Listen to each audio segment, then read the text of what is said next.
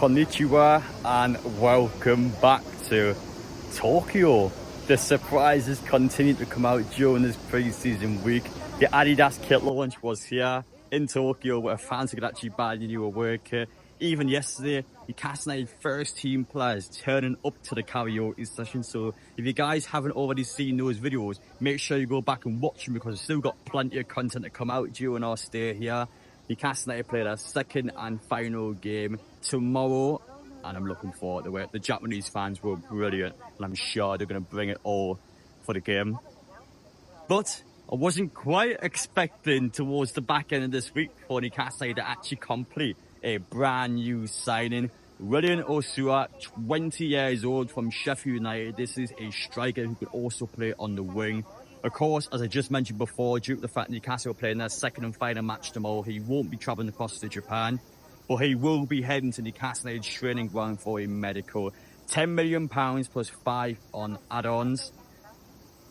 This is a sign I'm split down the middle with, because it is such an unknown entity where this guy has, statistically speaking, never scored in the Premier League.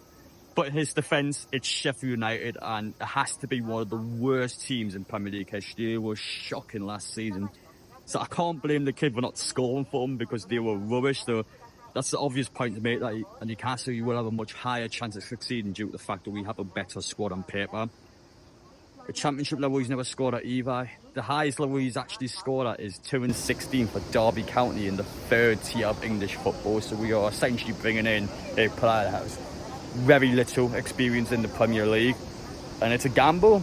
I don't think it's a massive gamble, because price-wise, even if, let's say, the signing doesn't work out, I think you can probably sell him for around half the price. So Newcastle wouldn't lose out on too much money. But the first and big question to ask to you guys is, do you think that's enough? Do you think that is the sort of player Newcastle should be bringing in? In my personal opinion, our hands have been held quite a lot, especially in terms of striker in this window. We had a big problem with PSR. We had to get rid of some players. Now that we've dealt that, now that Amanda Murder are out, Newcastle have then had an injury to Callum Wilson, which means that we can't sell Callum Wilson.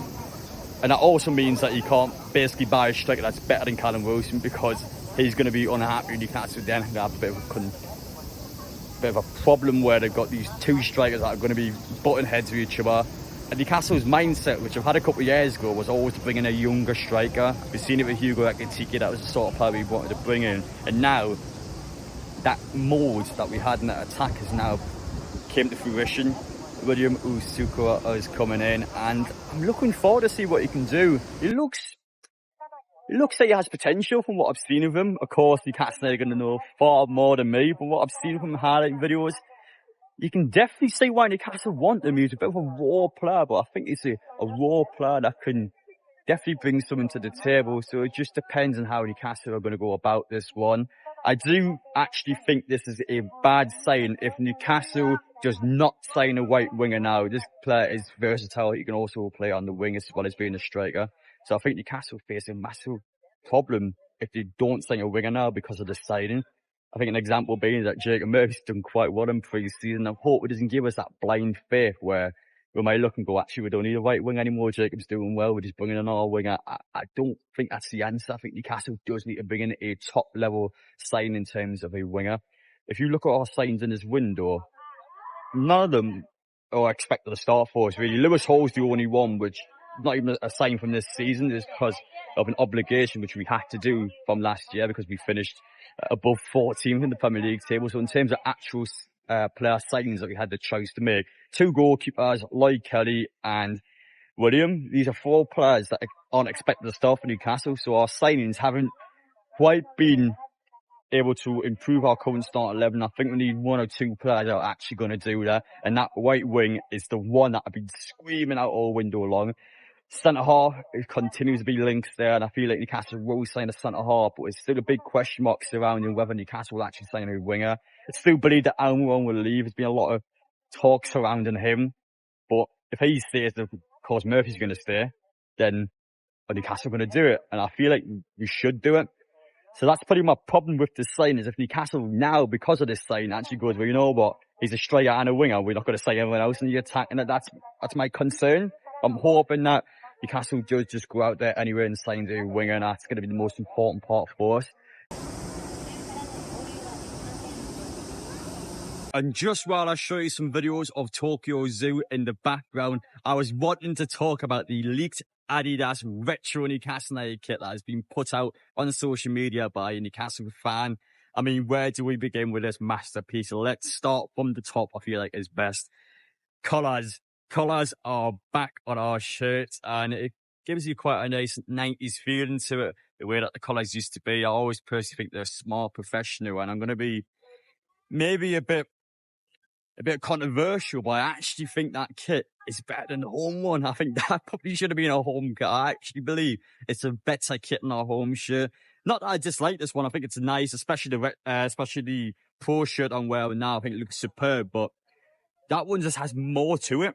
It has the long sleeves that you guys have been banging on about. Please bring back long sleeves, some of you have said. It's not on the home kit, but it is in the retro kit. And again, it looks smart. On the actual stripes themselves, you can see little mini Adidas logos on them. I mean, how nice does that look? It actually blends in quite well, and the pattern looks good without being too much in your face. I actually think the pattern works well on the shirt. And again, it's themed to be like a kit from the 80s or 90s, and I like it.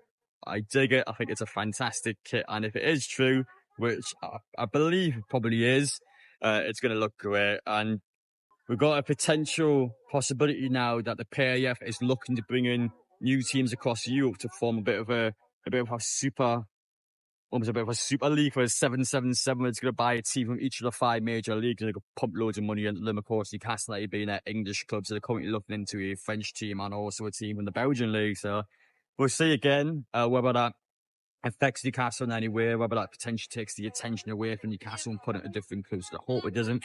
But based on this transfer window so far, some of you guys might actually kind of agree with it. So I'm hoping if the PAF was to buy further clubs in there, it wouldn't diminish anything Newcastle's currently doing, because we have been in a good spot. We just need, again, I feel like to see 1 or 2 big signs in this window, and I think it's a good window. At the minute, I wouldn't say it's a bad one either. I think it's just been perhaps expectations be a bit high going into it, or perhaps the signings themselves. Yes, they're going to be decent squad depth. Yes, some of these players may potentially be in the first team at some point if we get an injury or a couple of years time to progress well. But we haven't signed anyone now. It's actually going to get into the start 11, or it's actually going to make an instant impact, which I think Newcastle does need. I think we do need a bit of an instant impact. We've got some fantastic players. It's just about making sure all 11 players on that pitch are all going to be ready to go. And there's a couple of positions where I still think Newcastle need a bit more firepower in. And we'll see over the next week or so whether that transfers and any further signs. But we do have at least one more through the door. You'll be heading to Newcastle. I would have thought over the next couple of days, be ready in time for the Salah Cup weekend. If the medical goes well, you're expecting playing next week, I would have thought, for the Salah Cup itself. So it'd be great to see him at St James's Park. And I'm hoping he can do well at Newcastle. I'm hoping, because he just hasn't quite got that experience yet. So I'm hoping after he's had a bit of time, Newcastle to settle in, he'll come out guns blazing and he'll be a fantastic player for us. But we do have someone through the door at least, and I'm intrigued to see what you guys think about it. Do you think it's a good sign? Do you think it's something that we can do well with?